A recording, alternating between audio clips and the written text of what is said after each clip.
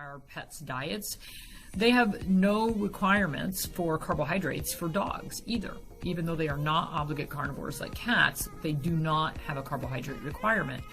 And so they don't do as good a job of breaking down the carbohydrates and utilizing them appropriately as they do with proteins and fats, which is more what they're meant to be eating. For our kitty cats in particular, particularly those who are fed dry kibble with a lot of carbohydrates, it's sort of like what we would see if we were eating candy bars all day long. Because what happens, they take in that high carbohydrate meal, and then their pancreas has to spit out a lot of enzymes, and it has to spit out, because the carbs are breaking down to sugars, the pancreas does an insulin dump. So when you eat all those carbs, blood sugar goes up. The pancreas spits out a bunch of insulin, and the blood sugar drops back down. And then the cat says, wow, I'm feeling kind of hungry. I think I need to go get more. And so they eat more carbs, blood sugar goes up, insulin spits out, down it comes again. And frankly, over time, the pancreas kind of wears out. It's like, I can only do that for so long. And one of the reasons that we see problems with obesity contributing to diabetes is that, one, the body is being subjected to a lot of inflammatory hormones that are actually released by fat.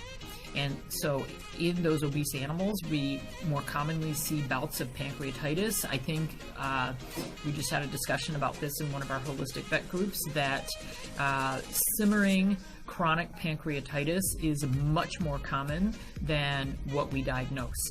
And when the pancreas is in a constant state of inflammation, there's pancreatic cells that are being killed off.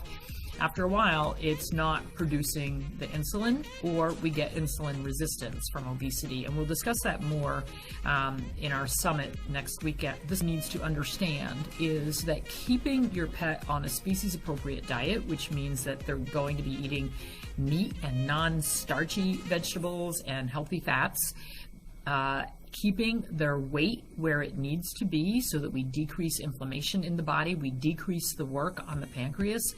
Those are the most important factors.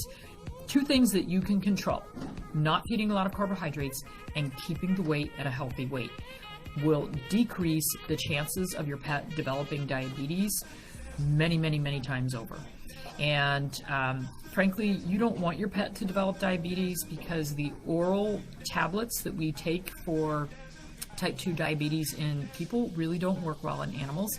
And almost always, animals that develop diabetes will require 2 insulin injections a day, which means your entire life is now going to revolve around being available to give your pet 2 injections a day, and they need to be every 12 hours. So it can't be like, well, we went out to dinner, we got home a few hours late, and yeah, you've got to keep their blood sugar in a steady state. So when we have done blood sugar testing on animals that are fed a raw diet or a gently cooked species appropriate diet, their blood sugar tends to run in the 70 to 100 range. Animals who are fed a high carbohydrate diet, their blood sugar is going to stay more in the 110 to 140 range.